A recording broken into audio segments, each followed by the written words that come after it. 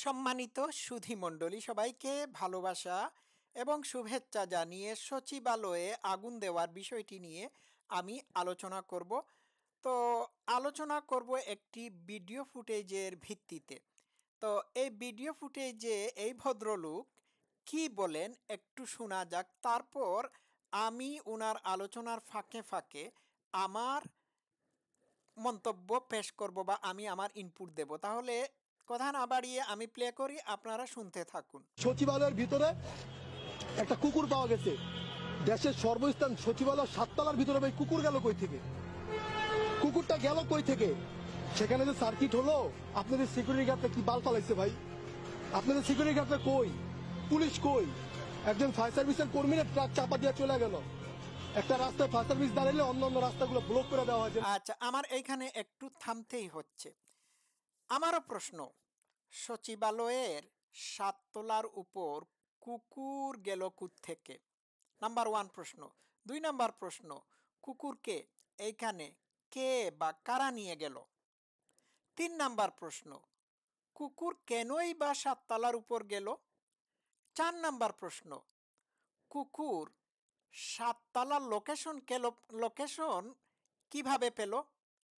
কুকুর 7 তলার উপরে যাবে কেন? সাধারণত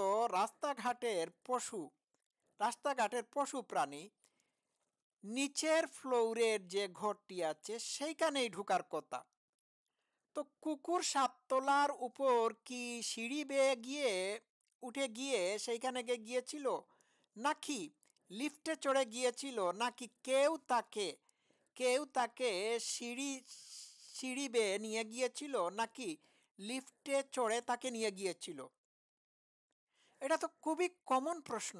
এই প্রশ্নগুলো যে আমি আপনাদের সামনে তুলে ধরলাম, কুকুর যদি নিচের তলায় যেত তাহলে এটা মেক সেন্স করত, কিন্তু 7 তলার উপর কুকুর যাবে কেন? কুকুর যদি কোনো খাবার সন্ধানে যেত তাহলে নিচের তলার ফ্লোরে যে ভবনটি আছে সেইখানে ঢুকতো গিয়ে। 7 তলার উপর তো যাওয়ার কথা না। নিশ্চয়ই কেউ না কেউ এইখানে নিয়ে গিয়েছে। আর উনি বলেছেন যে ফায়ার সার্ভিসের একজন লোককে ট্রাক চাপা দিয়ে মেরে ফেলেছে কেন? যাতে আগুন লাগার কাজটি খুব ভালো করে সারা যায় বা শেষ করা যায়। এখন যখনই কোনো জায়গায় আগুন লাগে, স্পেশালি কোনো গুরুত্বপূর্ণ স্থানে আগুন লেগে থাকে, তখন অন্যান্য রাস্তাগুলো ব্লক করে দেওয়া হয়। আমি আমার অভিজ্ঞতার কথা বলি। আমাদের ইংল্যান্ডে যখনই কোনো ফায়ার সার্ভিসের গাড়ি রাস্তা দিয়ে দ্রুত গতিতে যেতে থাকে, তখন অন্যান্য সব কয়টা গাড়ি সাইডে রাস্তার এক সাইডে পার্ক করে ফেলে, এক সাইডে দাঁড়িয়ে থাকে। তখন আর গাড়ি চলে না। তারা সবাই সব কয়টা গাড়ির ড্রাইভার ওই ফায়ার সার্ভিসের গাড়িটিকে রাস্তা দিয়ে চলার সুযোগ করে দেয়। এটা ইমার্জেন্সি। বাংলাদেশেও তো এইরকম হওয়ার কথা। আচ্ছা, গেল এইটা। তো ফায়ার সার্ভিসের কর্মীকে চাপা দিয়ে চলে গেল আর কিছুই করা হলো না। It doesn't make sense to me. There is something fishy. আচ্ছা, গেল। তো ফায়ার সার্ভিসে এই যে আগুন লেগে গেল, আগুন লাগলো কিভাবে? সচিবালয়ে কি ইতিপূর্বে আগুন লেগেছিল? উত্তর হচ্ছে না। গেল 54 বছর যাবৎ সচিবালয়ে কোনোদিন আগুন লাগার ঘটনা আমরা শুনি নাই। ঠিক আছে, এই প্রথমবারের মতো আমরা শুনলাম সচিবালয়ে আগুন লেগেছে। আগুন লাগালো কে? পাকিস্তান আমলেও বাংলাদেশের কোনো সচিবালয়ে আগুন লাগে নাই। তো এটা কি করে হলো? আমাদের এই যে উপদেষ্টা, উনার নাম কি জানি, উপদেষ্টা সৈয়দা রেজওয়ানা হাসান, উনি তো উনার একটা বক্তব্যে ক্লিয়ারলি বলেছেন যে আগুনের আগুনের বিস্ফোরণ হয়েছে। পরে সাইড দিয়ে একজন প্রম্পটার তাকে কারেক্ট করে বলে দিয়েছে বিস্ফোরণ না, বিস্ফোরণ না, বলেন আগুন লেগেছে। তাহলে সৈয়দা রিজওয়ানা হাসানের মুখ থেকে আসল সত্যটা ফসকে গিয়ে আমাদের কাছে পৌঁছে গেছে। সুতরাং এইখানে এইখানে মানে সচিবালয়ে নিঃসন্দেহে আগুন, বিস্ফোরক দ্রব্য দিয়ে আগুন আগুন লাগানো হয়েছে। বুঝতে পেরেছেন? এখানে নাকি গান পাউডারও পাওয়া গিয়েছে। তো গান পাউডার কোত্থেকে আসলো? Where does it come from? এগুলো কিন্তু পরিষ্কার করতে হবে। আচ্ছা, আরেকটু শোনা যাক, তারপর আমি আসতেছি। সেখানে মানুষজন এবং কোনো আদার্স পাবলিক না ঢুকতে পারে সেই জায়গায় কিভাবে একটা ট্রাক ঢুকলো, ঢুইকে একটা ফায়ার সার্ভিস কর্মীকে চাপা দিয়ে গেল যেন কাজটা আরো রিল্যাক্সে হয়, আরো ভালোভাবে আগুন ধরে, আগুন ধরার মাধ্যমে যেন সচিবালয় সব যত আকাম কুকাম করছেন সব ফাইল যেন পুড়ে যায়। সচিবালয় ভাই, আমার বাসাও 4 5টা 6টা সিসি ক্যামেরা আছে নিরাপত্তার জন্য। এটা সামান্য বিল্ডিং, এই প্রেস ক্লাবের আশেপাশে 4 5টা সিসি ক্যামেরা আছে শুধু নিরাপত্তার জন্য। ক্যামেরা জ্বলে যেতে পারে, হার্ড ডিস্ক তার জ্বলে যেতে পারে না, হার্ড ডিস্ক তার ভিতরে থাকে না, মোবাইলের অ্যাপ থাকে। সচিবালয়ের মতো জায়গায় এটা মোবাইল দিয়ে বাইরে থেকে প্রশাসন দেখতে পারবে যে সেখানে কি হচ্ছে, সেই ফুটেজ দেখতে চাই, কোন জায়গায় আগুন লেগেছে, কে আগুন লাগিয়েছে, এর তথ্য বের করতে এখন বিকাল 5টা 6টা বাজে, 6টা পর্যন্ত সময় লাগে না, 1 ঘন্টায় সিসি ক্যামেরা টান দিলে। একদম একদম দর্শক শ্রোতারা, আমি আবার থামলাম। আমার ঘরে টাপো নামে একটি সিসিটিভি ক্যামেরা আছে, ঠিক আছে? এটি আমার মোবাইলের অ্যাপ দিয়ে আমি পরিচালিত করি।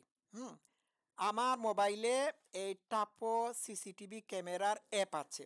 আমি যদি আমার শহরে কোথাও থেকে থাকি, তাহলে আমার মোবাইলের অ্যাপ দিয়ে আমি স্পষ্টভাবে দেখতে পাবো যে আমার ঘরের সামন দিয়ে বা আমার জানালার সামন দিয়ে কারা যাচ্ছে, রাস্তা দিয়ে কোন কোন গাড়ি যাচ্ছে, গাড়ির নাম্বার কি, আমি স্পষ্টভাবে দেখতে পারবো। আমি যদি 70 কিলোমিটার দূরেও থাকি, তাহলে আমার মোবাইলের অ্যাপ অন করে আমি দেখতে পাবো আমার ঘরের চারপাশে কি হচ্ছে না হচ্ছে। এটা সিম্পল একটা, আমার ঘরের সিম্পল একটা ক্যামেরা, মানে উইন্ডোতে রাখা ক্যামেরাকে আমি মোবাইল দ্বারা, মোবাইলের অ্যাপ দিয়ে দেখতে পারি। বিষয়টা বুঝতে পারছেন? এই যে সৈয়দা রিজওয়ানা হাসান, সে বলল 3 দিনের ভিতর মানে এই এই ঘটনার তদন্ত করে আমাদের কাছে এটি কি কি আমাদের কাছে আসল আসল ঘটনাটি জানানো হবে। তো 3 দিন সময় লাগবে কেন? এই ভদ্রলোক তো ঠিকই বলেছেন 1 ঘন্টার সময় লাগার কথা, ঠিক আছে? তো এটিও মেটিকুলাসলি ডিজাইনড, বুঝতে পারছেন? তারা তাদের আকাম কুকাম যে করেছে, এই আকাম কুকাম করার ফাইলপত্রকে ইচ্ছা করেই জ্বালিয়ে দিয়েছে। এটি হতে পারে, অথবা জনগণের দৃষ্টিভঙ্গিকে এই দিকে, মানে জনগণের দৃষ্টিভঙ্গিকে এই সচিবালয়ের অগ্নিকাণ্ডের দিকে ফিরিয়ে নিয়ে দেশের মূল সমস্যাগুলোকে ধামাচাপা দেওয়ার চেষ্টা করা হচ্ছে বা হয়েছে, এরকম হবে। 3, আওয়ামী লীগের উপর ব্লেম দেওয়ার জন্য তারা এই কাজটি করেছে। 3টারই সম্ভাবনা রয়েছে। আচ্ছা, আরেকটু শোনা যাক, লেটস প্লে। বের হয়ে যায় কে আগুনটা লাগাইলো, কিভাবে এত বড় একটা আগুন লাগলো, যখন সামান্য একটা তারে আগুন লাগবো সাথে সাথে ফায়ার অ্যালার্ম বেজে যায়। যে কোনো একটা ছোটখাটো জায়গায় আগুন লাগলে ফায়ার অ্যালার্ম বেজে, অথচ বাংলাদেশের সর্বোচ্চ জায়গায় সচিবালয়ে আগুন লাগছে, এখানে কি ফায়ার অ্যালার্ম বাজে নাই? আচ্ছা, আমার একটু থামতে হচ্ছে। উনি চমৎকার একটা কথা বলেছেন, আগুন লাগলে কিংবা আগুন লাগার কোনো সূত্রপাত ঘটলে পরে সাথে সাথে ফায়ার অ্যালার্ম বেজে যাওয়ার কথা। আমি ইংল্যান্ডে থাকি। আমাদের এই দেশে নার্সিং হোমে কিংবা স্কুলে যদি রান্নাঘরে বা কিচেনে কিচেনে যদি রান্না করার সময় সামান্যতম আগুন লেগে যায়, অথবা রান্নার জিনিস যদি জ্বলে যায়, তাহলে সাথে সাথে ফায়ার অ্যালার্ম বেজে উঠে। বিষয়টা বুঝতে পেরেছেন? এটি এটি আমার ক্ষেত্রে হয়েছে। আমাদের আমাদের বাসায় রান্নাঘরে কেউ রান্না করার সময় যদি ওই রান্নার জিনিস, তরি তরকারি বা মাংস যদি কুকিং পটের মধ্যে জ্বলে যায়, তাহলে সাথে সাথে ফায়ার অ্যালার্ম বেজে উঠে। বুঝতে পারছেন?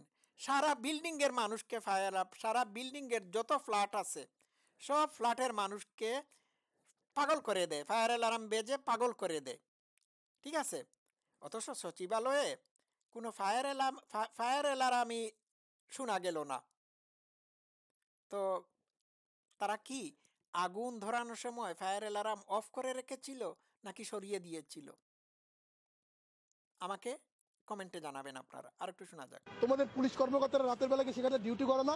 আচ্ছা, মনে করো তোমরা বললা যে সচিবালয়ে রাতের বেলা কেউ ডিউটি করে না, এটা আমরা মেনে নিলাম।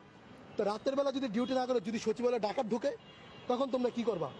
আগুনের বদলে যদি ডাকাত ঢুকতো, তখন তোমরা কি করতে? আচ্ছা আচ্ছা আচ্ছা আচ্ছা আচ্ছা আমার আমার এইখানে না বললেই হয় না। উনি বলছেন রাতের বেলা যদি পুলিশ না ঢুকে থাকে তাহলে সচিবালয়ে ডাকাত ঢুকলে তারা কি করতো? আরে ভাই, আপনার সাথে আমি একটু দ্বিমত পোষণ করছি।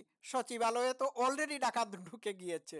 5ই আগস্ট সারা দেশকে ডাকাতি করে ডাকাতরা দখল করে নিয়ে সচিবালয়ে ঢুকেছে। আর বড় ডাকাত হচ্ছে ডাকাত সর্দার ইউনুস উর্ফে বুইড়া খাটাস, বুইড়া খবিস।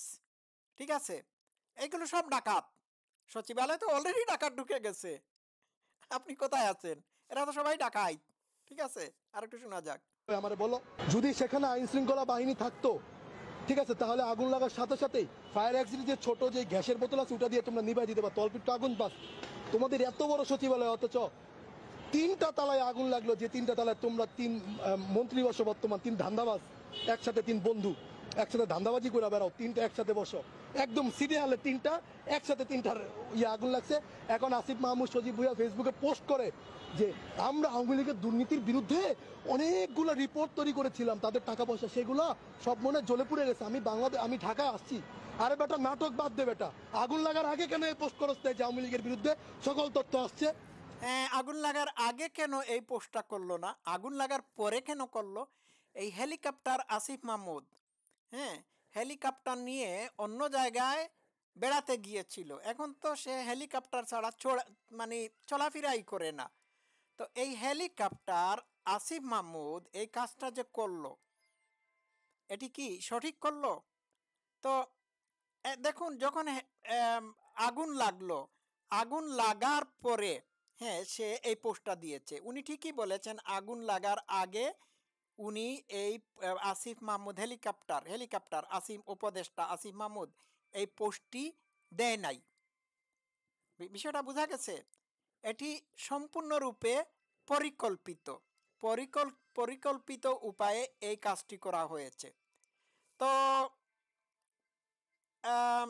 এখানে যে কোনো, আমি একটা কথা বলতে চাচ্ছি, যে কোনো ভবনে, স্পেশালি সরকারি ভবন কিংবা কলকারখানা, অফিস আদালতে ওই আগুন নিভানোর কিছু সরঞ্জামাদি থাকে। তো আগুন নিভানোর কয়েক ধরনের সরঞ্জামাদি অবশ্যই সচিবালয়ে আছে। তারা কেন এগুলো ব্যবহার করলো না? কেন করলো না? সব মিলিয়ে বোঝা যাচ্ছে যে এই কাজটি তাদের দ্বারাই সংগঠিত হয়েছে। এটিও একটি নাটক। এই নাটকের নাম হচ্ছে আগুন। কিন্তু কিন্তু স্ক্রিপ্ট দুর্বল হওয়ার কারণে এই আগুন নামক নাটকটি ভালোভাবে মঞ্চস্থ হয় নাই। এটি ফ্লপ মেরেছে, ফেল করেছে। আরও নাটক দেখবেন, কয়দিন পরে দেখবেন তারা ব্যাংকে আরও বিভিন্ন ভবনে আগুন লাগিয়ে দিয়েছে। এই কাজটি অলরেডি চলতেছে। তো যে দেশের সচিবালয়ে আগুন লাগার মতো ঘটনা ঘটে যায়, সেই দেশ মোটেই সেফ না। মেনে নিলাম, যুক্তির খাতিরে মেনে নিলাম এটি আওয়ামী লীগের মাধ্যমে হয়েছে। যুক্তির খাতিরে মেনে নিলাম মানে মানে কোনো ত্রুটির কারণে আগুন লেগেছে, মেনে নিলাম। এইসব কিছু মেনে নেওয়ার পরেও একটি জিনিস খুব স্পষ্ট হয়ে উঠে, এইসব কিছু মেনে নেওয়ার পরে একটা জিনিস স্পষ্ট হয়ে উঠে যে এই সরকার সচিবালয়ের মতো একটা গুরুত্বপূর্ণ স্থানেরও নিরাপত্তা দিতে ব্যর্থ। বুঝতে পারছেন? যে সরকার সচিবালয়ের মতো গুরুত্বপূর্ণ স্থানকে আগুনের হাত থেকে কিংবা কোনো দুর্ঘটনার হাত থেকে রক্ষা করতে পারে না বা নিরাপত্তা দিতে পারে না, সেই সরকারের পদত্যাগ করা উচিত। সচিবালয়ে কি আগুন লাগিয়েছে এরা?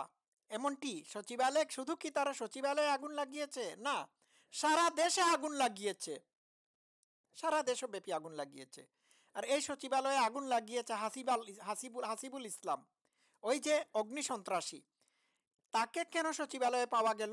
আগুন লাগার সময় সে এখানে কি করছিল?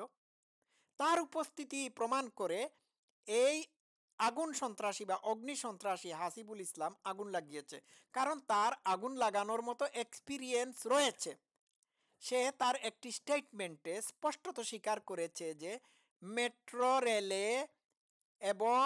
রেলে আগুন দেওয়া থেকে শুরু করে পুলিশের উপর হত্যাযজ্ঞ চালানো তার এবং তার সাঙ্গপাঙ্গদের মাধ্যমে হয়েছে।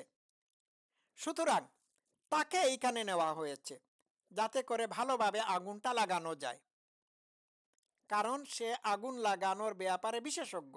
ইতিপূর্বে সারা দেশে এই হাসিবুল ইসলাম আগুন লাগানোর নেতৃত্ব দিয়েছিল।